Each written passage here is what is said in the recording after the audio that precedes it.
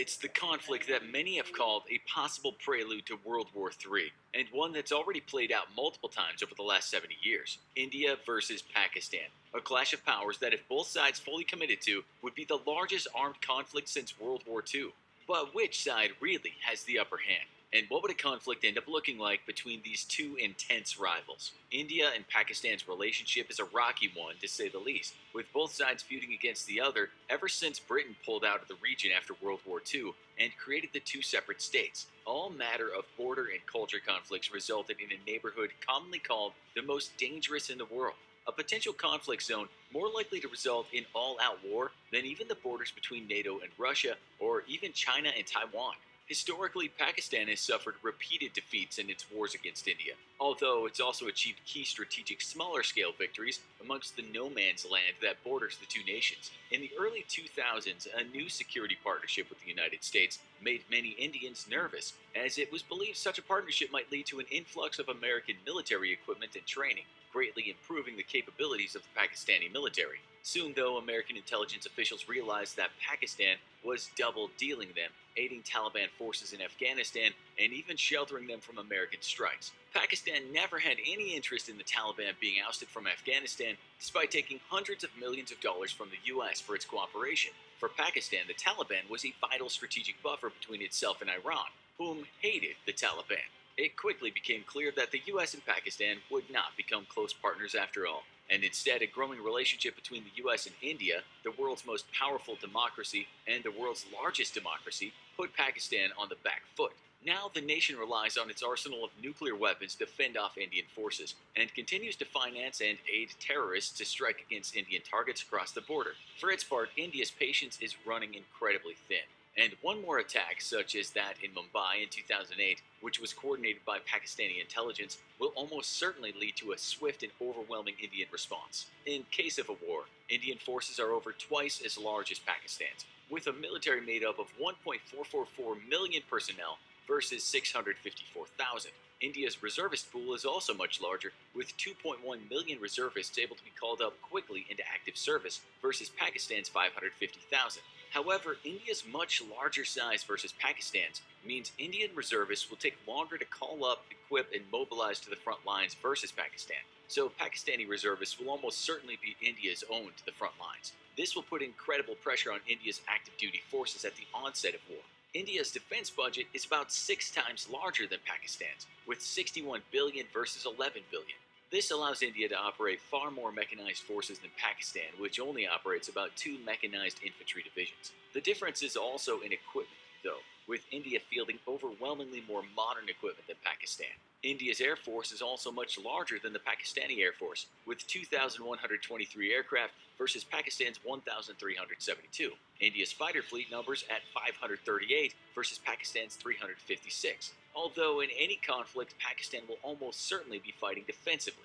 This would allow Pakistan's air artillery to help neutralize some of that numerical disadvantage. And in a defensive war, India's large number superiority will actually put it roughly on par with Pakistan's fighter fleets once losses and denial from air artillery is accounted for. Where India truly holds the advantage, though, is in its fleet of 260 Sukhoi Su-30s, an extremely capable Russian fighter whose only real competition on the Pakistani side is the American-made F-16. While a modern F-16 is more than a match for a Su-30, not many of Pakistan's F-16s are fully modernized. To make matters worse, Pakistan only fields 76 of them. Most of the Pakistani Air Force is made of Chinese or joint Chinese-Pakistani fighters, and Chinese fighter designs are generally accepted as being inferior to either Russian or American designs. In the air, India will definitely hold the advantage. India fields a transport fleet that's 5 times greater than Pakistan's own fleet, with 250 various transport aircraft versus Pakistan's 49. Backed up with a helicopter fleet that's twice the size of Pakistan's, with 722 helicopters versus 346. India has a crucial advantage in air mobility that Pakistan can't match. This will make the movement of heavy equipment and infantry through the mountainous northwest border of India possible, and while easily defended, will favor an Indian offensive in the region. Air transport, though, will matter little to Pakistan, as it'll be fighting a defensive war, hoping to bleed Indian forces, trading territory for casualties until the Pakistani army can counterattack. Still, the lack of mobility will mean Pakistani forces in the mountainous north will suffer greatly and likely be inevitably defeated.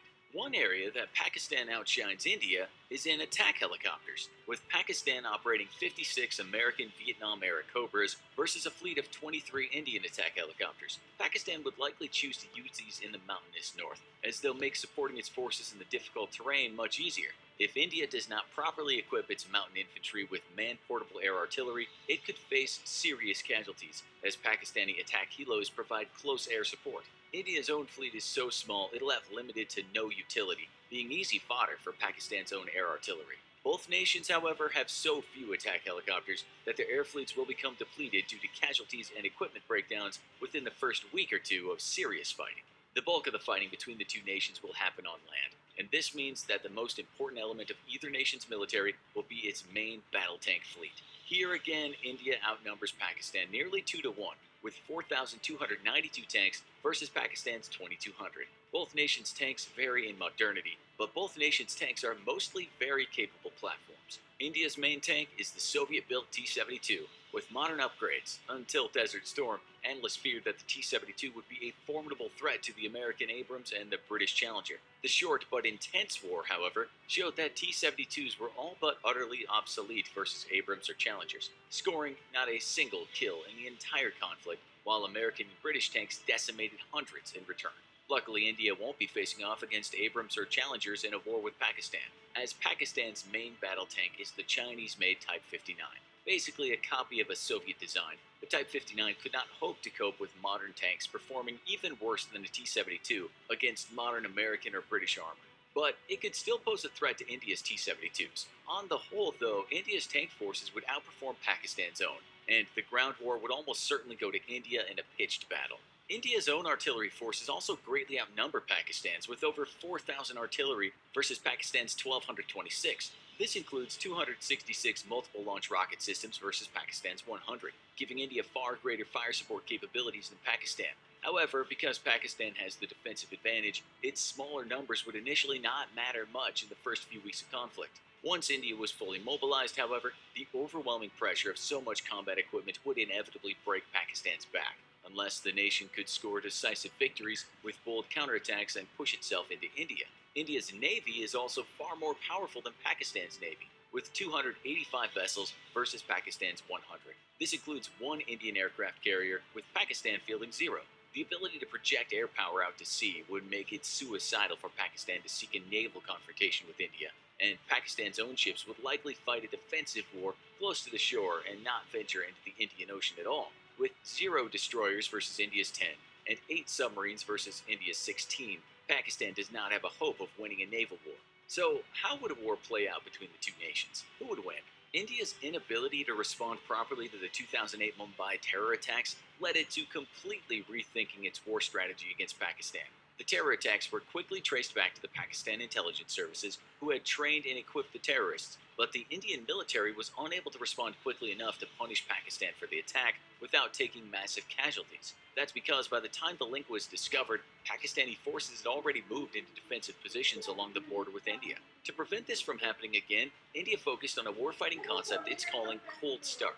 The aim of Cold Start is to rapidly mobilize border forces to push into Pakistan and deny advantageous defensive positions to the Pakistani military, in effect opening up a corridor for follow-on Indian forces to pour through. The most important aspect of Cold Start, though, is to move rapidly enough and deep enough into Pakistan's territory that it'll deter the nation from using its tactical nuclear weapons arsenal against the Indian military. Currently, India operates under a strict no first strike policy and will only use nuclear weapons in retaliation. Pakistan, however, understands that it is the inferior power to India, and thus maintains a defensive first strike policy, meaning that it'll use nuclear weapons in a defensive manner in order to fend off the superior Indian military. India's goal, therefore, is to push deep enough into Pakistan that it will deter the nation from using nuclear weapons on its own soil. This also means taking a limited number of objectives rather than going for a decapitation strike and eliminating the Pakistani leadership. Given the technological and numerological superiority of the Indian military, it's more than capable of carrying this strategy out, at least on paper. While India has plenty of experience fighting against Pakistan, it has never executed such a massive offensive, and it is unknown if it has the experience, expertise, and equipment to pull off such a massive logistics dependent operation. If Cold Start were to fail, it would be a strategic disaster for the Indian military, as it would leave Indian forces bunched up on the border and at the mercy of Pakistani nuclear strikes. Of course, that would inevitably invite a nuclear response from India, further escalating the conflict. If Cold Start succeeds, though, Pakistan would be all but neutralized and forced to come to a peace table under India's terms. Removing nuclear weapons from the equation only makes an Indian victory even more certain.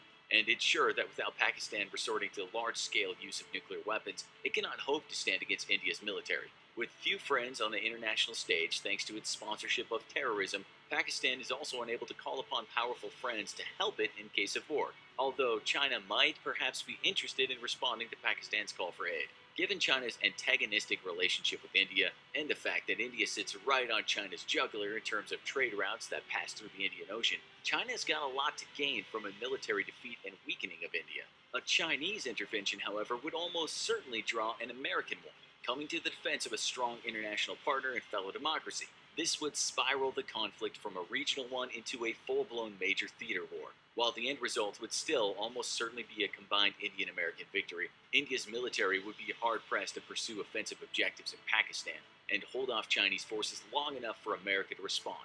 Luckily, there is little favorable terrain for a major ground offensive from China into India or vice versa, so India would have plenty of time to hold off Chinese assaults until American forces put pressure on China from the Pacific.